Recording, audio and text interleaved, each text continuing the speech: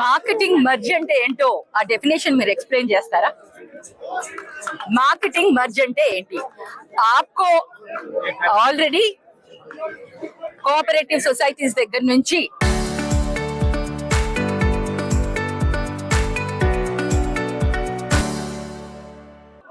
సరుకు తీసుకెళ్లి ఆ సరుకుని అమ్ముతున్నారు కదా.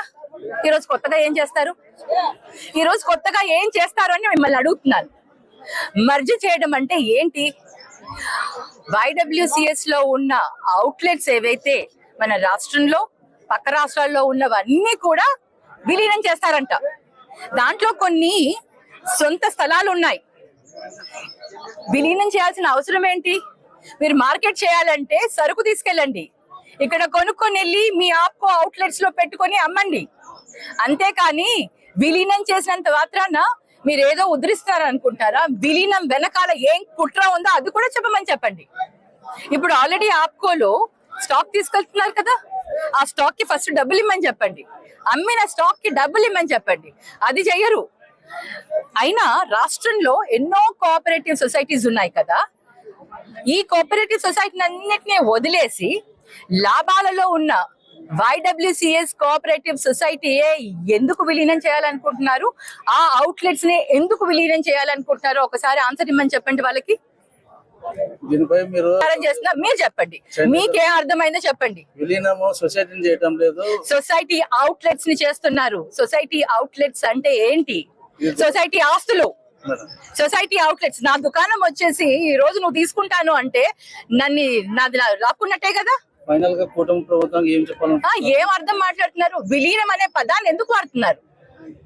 చేశాడు మాచాని చేనేతలకి ఏం చేశాడు? మాచాని సోమప్ప పెట్టిన సంస్థలన్నింటినీ కూడా ప్రభుత్వంలో ఉన్నాడు. 14 నుంచి 19 వరకు ప్రభుత్వంలో ఉన్నాడు. ఇంకా మాకన్నా అధికారం లేకుండే ఉండే మాకు. ఆయన అధికారంలో ఉండి చేనేతలకి ఏం చేశాడో చెప్పమనండి. మాకు అధికారం వచ్చినప్పుడు మేము చూపిస్తాము ఏ విధంగా చేనేతలకి సహాయం చెయ్యొచ్చు, ఏ విధంగా అభివృద్ధి చెయ్యొచ్చు అనేది మేము చూపిస్తాము. జరగదండి. మీరేనా అసలు మీరు చిన్నపిల్లలా? నాకు అర్థం కావట్లేదు. ఆప్కో నష్టాలలో ఉంది, మీకు తెలీదా ఎన్ని అప్పుల్లో ఉందో? అప్పుల్లో ఉన్న వాళ్ళు వచ్చి మాకేం సహాయం చేస్తారు మీరు చెప్పండి. ఒక మాట మాట్లాడే ముందర దానికి అర్థం ఉండాలి. ఈ రోజు ఏదో ప్రెస్ మీట్లు పెట్టేసి మాట్లాడేసి ఆవిడెవరో బయట నుంచి వచ్చారు, ఆవిడ ఏం చేశారు అని మమ్మల్ని అడిగే ముందర నేనేం చేశాను అని ఒక్కసారి క్వశ్చన్ చేసుకోమని చెప్పండి. ఈ పోరాటం ఎంతో మేము మాచాని సోమప్ప గారి ఆస్తుల్ని కానివ్వండి, సొసైటీని కాపాడుకునేంత వరకు ఈ పోరాటం చేస్తూనే ఉంటాము. మేము ఇది సాధించేంత వరకు పోరాటం చేస్తూనే ఉంటాము. న్యాయపరంగా కూడా ముందుకు వెళ్తాము. వీటన్నిటిని మాకు మాచాని సోమప్ప గారు మా బ్రాండ్ అంబాసిడర్ చేనేతలకి. ఆయన స్థాపించిన ఈ సంస్థలని ఎలా పరుల పాలు చేస్తాము? వీటిని కాపాడుకుంటాం. చేనేతలుగా మేము కాపాడుకుంటాం వీటిని. అది మా బాధ్యత. చేతనైతే సహాయం చెయ్యు. ఈ ఆస్తులని కాపాడుకునే విధంగా, ఈ మార్కెటింగ్ ఏదైతే ప్రోడక్ట్స్ ని మార్కెట్ చేసే విధంగా సహాయం చెయ్యు. ఆప్కోలో విలీనం చేసి కాదు. ఆప్కోలో విలీనం చేస్తున్నారు అంటేనే ఆ విలీనం అన్న ఒక పదంలోనే మీ కుట్ర ఏంటో తెలిసిపోతుంది.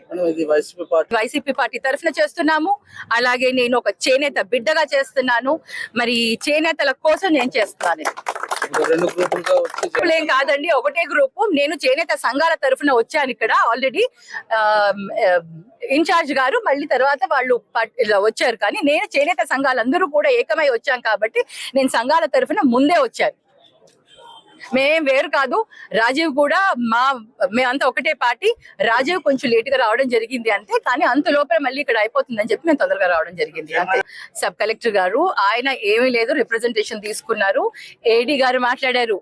అది పార్టీ విలీనము. అది విలీనం అంటే విలీనం కాదు సార్. మేము ఒకటే రిక్వెస్ట్ చేస్తున్నాము, ఆ లెటర్ లో నుంచి విలీనం అనే పదాన్ని తీసేసేయండి.